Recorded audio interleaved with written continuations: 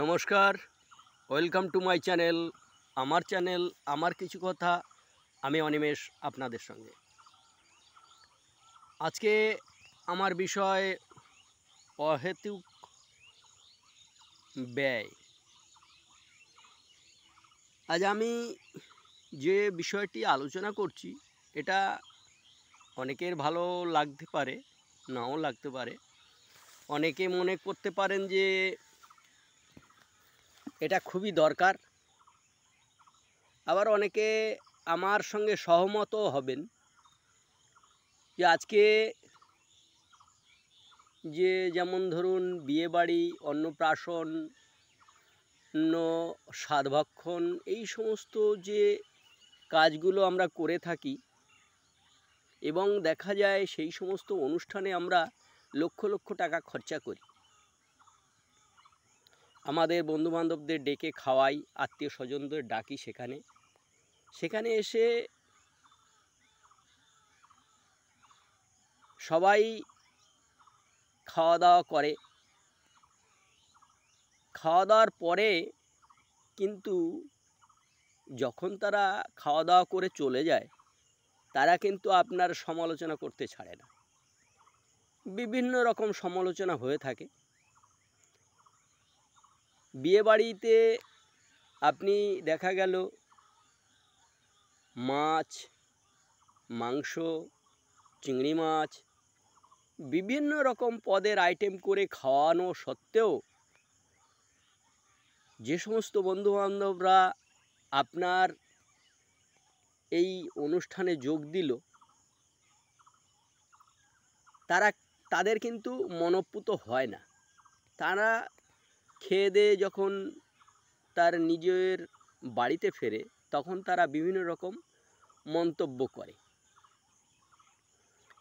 আমার মনে হয় যে আপনি যে সমস্ত বন্ধুবান্ধবদের ডেকে আপনার অনুষ্ঠানে লক্ষ লক্ষ টাকা খরচা করছেন, সেই সমস্ত বন্ধুবান্ধবরা, ধরুন আপনার বিয়ের অনুষ্ঠানই আমি যদি ধরি, বিয়ে অনুষ্ঠান হয়ে গেল, যখন আপনার স্ত্রীর সন্তান হবে, তখন হয়তো হসপিটালে ভর্তি করলেন। সেই সময়ে যদি রক্তের প্রয়োজন হয়, দেখা গেল যে এমনও গ্রুপ আছে যে গ্রুপটা সচরাচর পাওয়া যায় না। আপনি আপনার সেই বন্ধুবান্ধবদের কাছে যাবেন, তারা কিন্তু কেউ আপনাকে সাহায্য করতে এগিয়ে আসবে না, হসপিটালেও পর্যন্ত যাবে না। আপনার বাবা মা অসুস্থ হয়ে পড়েছে, আপনি বাবা মাকে হসপিটালে নিয়ে যাবেন কিংবা কোথাও নিয়ে যাবেন, আপনি আপনার সেই সমস্ত বন্ধুবান্ধবদের কিন্তু খুঁজে পাবেন না। তখন তারা বিভিন্ন রকম অজুহাত দিয়ে তারা এড়িয়ে যাবে, যে আমার বিভিন্ন রকম কাজ আছে, এই সমস্ত বললে তারা এড়িয়ে যাবে। আপনাকে কিন্তু সাহায্য করতে কেউ এগিয়ে আসবে না। আমার মনে হয় আপনার এই অহেতুক টাকা খরচা না করে এই টাকাটা যদি আপনার সন্তানের জন্য আপনি সুরক্ষিত রাখেন,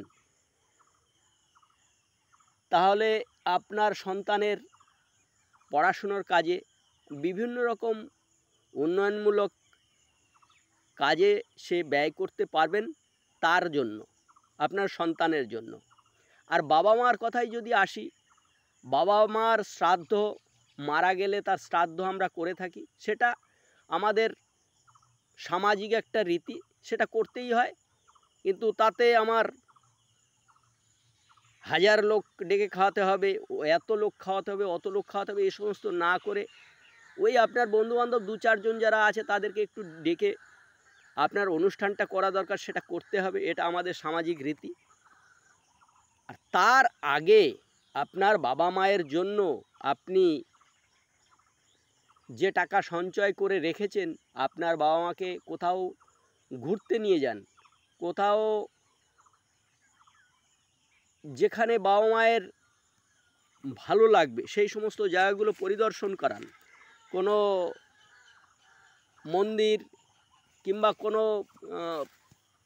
যে সমস্ত ঘোরার জায়গা, ভালো জায়গা, সেখানে নিয়ে যান।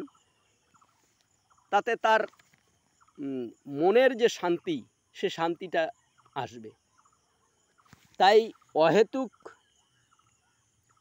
এই বন্ধু বান্ধবদের পিছনে টাকা খরচা না করে আপনার বাবা মার পিছনে খরচা করুন, সন্তানের পিছনে খরচা করুন। দেখবেন আপনার মনে প্রশান্তি আসবে, ভালো লাগবে। আমার আলোচনা যদি আজকে আপনাদের খারাপ লাগে তাহলেও কমেন্ট করবেন, ভালো লাগলেও কমেন্ট করবেন, লাইক করবেন, শেয়ার করবেন। ধন্যবাদ।